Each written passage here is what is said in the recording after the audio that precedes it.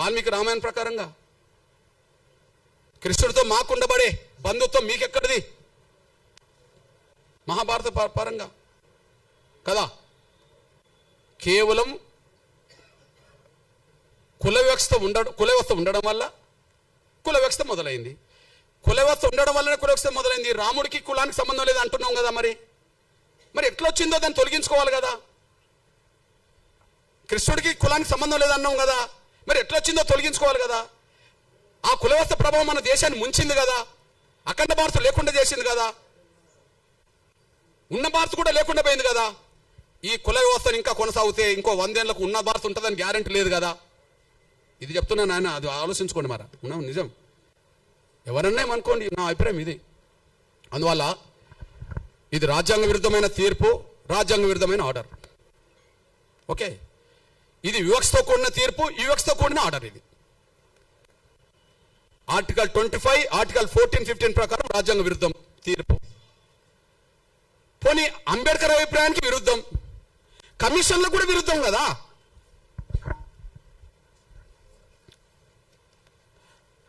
Ranganath Mishra commission దళితులు క్రైస్తవ మతం తీసుకున్నప్పటికీ వాళ్ళ మీద కులవక్షత పోలేదు, అంటరాంతనం పోలేదు.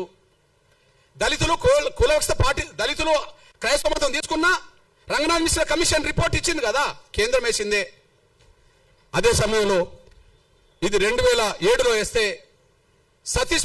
సతీష్ దేశపాండే కమిషన్ రిపోర్ట్ కూడా ఉన్నది. సతీష్ దేశపాండే కమిషన్ రిపోర్ట్ కూడా ఉన్నది, 2008లో వచ్చింది. ఇందులో కూడా దళితులు క్రైస్తవ మతం తీసుకున్నా వాళ్ళ మీద కులవక్షత పోలేదు అని చెప్తున్నాడు, అంటరాంతనం కొనసాగుతుందని చెప్తున్నాడు.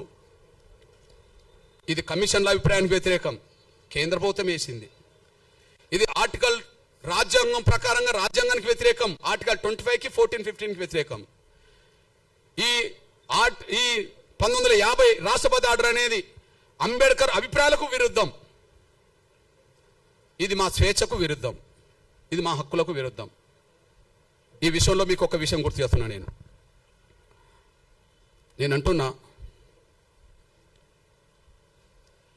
మన సనాతన ధర్మాన్ని బయట ప్రచారం చేస్తుంటాం, హిందూ ధర్మాన్ని ఇక్కడ కుల వ్యవస్థ గురించి అక్కడ చెప్పకుండా హిందూ ధర్మం గొప్పదనం గురించి మాట్లాడుతుంటాం. నేను అంటున్నా, ఈ మధ్య కాలంలో 100% ఫండమెంటల్గా ముస్లిం దేశాలుగా ప్రవక్త దేశాలుగా ఉన్న కాడ మన హిందూ దేవాలయాలు ఏర్పడుతున్న విషయం మనం మర్చిపోవద్దు. 2024లో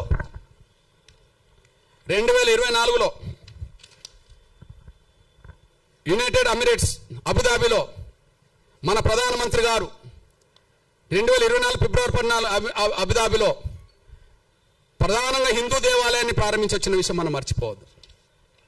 చూడండి, ఆ ఆలయము 27 ఎకరాల్లో నిర్మించబడ్డది. యుఏ ప్రభుత్వం భూమి ఇచ్చి మద్దతు ఇచ్చింది. ఇది హిందూ ముస్లిం దేశాల సాంస్కృతిక సంబంధాలకు చిహ్నంగా నిలబడ్డది. ఏ దేశంలో? గౌరవ ప్రధానమంత్రి నరేంద్ర మోడీ గారు ఎక్కడికి వెళ్ళాడు? మన ప్రధానమంత్రి గారు అక్కడ హిందూ దేవాలయాన్ని ప్రారంభించడానికి వెళ్ళాడు కదా. అక్కడ హిందూ దేవాలయం ప్రారంభించడానికి వెళ్ళాడు కదా. అక్కడ 27 ఎకరాల్లో మన హిందూ దేవాలయం నిర్మించుకున్నారు కదా. దానికి అక్కడ ఉండబడే ముస్లిం ప్రభుత్వమే భూమి 27 ఎకరాల భూమి ఇచ్చింది కదా. ఆ ప్రారంభోత్సవానికి అక్కడ ఉండబడే రాజు కూడా వచ్చాడు కదా. ఏ రాజు? ముస్లిం రాజే కదా. ఆడ ప్రారంభోత్సవానికి ముస్లిం రాజే వచ్చాడు కదా. ఇప్పుడు పాశ్చాత్య దేశాల్లో అమెరికా క్రైస్తవ దేశం అని మనం అంటున్నాం అనుకోండి, అక్కడ హిందూ దేవాలయాలు కట్టుకుంటే ఎవరు అడ్డం పడలేదు కదా. ఆడ ఫలాని మతం ఉంటేనే మీకు ఉద్యోగాలు ఇస్తామని చెప్పలేదు కదా. అమెరికా పౌరుగా ఎవరు సభ్యత్వం తీసుకున్నా ఆడ కులంతో మతంతో ఏదంతో సంబంధం లేకుండా, ఆడ కులమైనది లేదు, ఏ మత విశ్వాసాలతో సంబంధం లేకుండా అన్ని రైట్స్ అమెరికా ఇస్తున్నది కదా. అమెరికా అన్ని రైట్స్. ఇప్పుడు మన తెలుగు ప్రజల్లో బాగా చదువుకున్న పిల్లలు, ఉన్నత వర్గాల పిల్లలు ఎక్కడికి పోవాలనుకుంటారు? అమెరికాకు పోవాలనుకుంటారు. ఇక్కడ పోయేటోళ్ళందరూ ఎవరు? మెజారిటీ హిందువులు. ఆడ ఉద్యోగాలు చేసే వాళ్ళు ఎవరు? ఇక్కడ నుండి పోయి హిందువులే.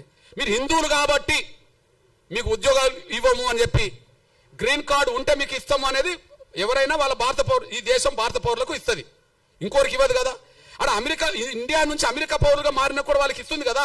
నీ కులం నీ మతం ఇతర అడగదు కదా. అంటే మనం మత విశ్వాసాల పేరుతో కుచించుకోబోతున్నాం. ఆ కుచించుకునే మనస్తత్వాన్ని తగ్గించుకోవాలా. విశాలమైన హృదయం రావాలి, విశాలమైన మనస్తత్వం రావాలి. ప్రపంచ మానవులు ఎవరు ఏ విశ్వాసాన్ని కలిగి ఉన్నా అందరూ సమానమే అనే భావనతో ఉండాలి. ఒకరు ఎక్కువ తక్కువ అనే భావన కాకుండా ఎవరు ఏ విశ్వాసం కలిగి ఉన్నా రాజ్యాంగం చెప్పినట్టుగా అన్ని మతాలను విశ్వసించి గౌరవించే విధంగా ఉంటే సరిపోతుందని చెప్పి రాజ్యాంగం రాసింది అంబేద్కర్. దానికి అనుగుణంగానే పరిపాలన జరగాలి. కానీ ఒక దళితుల మీదనే వివక్షత ఆంక్షలు ఉండొద్దని, మీరు పెట్టదలుచుకుంటే అందరి మీద పెట్టే స్థాయి వస్తే ఒకసారి పెట్టి చూడండి అని, ఒక దళితుల మీదనే ఆంక్షలు వద్దని, మీరు పెట్టదలుచుకుంటే అందరి మీద పెట్టే స్థాయికి మీరు రావాలని, అందరి మీద పెట్టడం కూడా ధర్మం కాదని, ఎవరి విశ్వాసాలైనా కలిగి ఉండడానికి అవకాశం రాజ్యాంగం ఇచ్చిందని చెప్పి మేము భావిస్తూ మేము దళిత క్రైస్తవులకు విజ్ఞప్తి చేస్తున్నా నేను 100 ఏళ్ల నుండి ఈ సమస్య పరిష్కారం కాకపోవడానికి కారణమైంది. 100 ఏళ్ల నుండి ఈ సమస్య పరిష్కారం కాకపోవడానికి కారణమైంది. 1950లో హిందువులు తప్ప మిగతా వాళ్ళందరూ ఎస్సీలు కాకుండా పోయారు. కానీ పంజాబ్లో అక్కడ దళిత సిక్కులు యుద్ధం చేశారు. వెంటనే 56లో దళిత సిక్కులు ఎస్సీ హోదా సంపాదించుకున్నారు. 1990 వచ్చేటప్పటికి దళిత బౌద్ధులు పోరాటం చేశారు. ఆ పోరాటానికి చిహ్నంగా దళిత బౌద్ధులు కూడా ఎస్సీ హోదా సంపాదించుకున్నారు.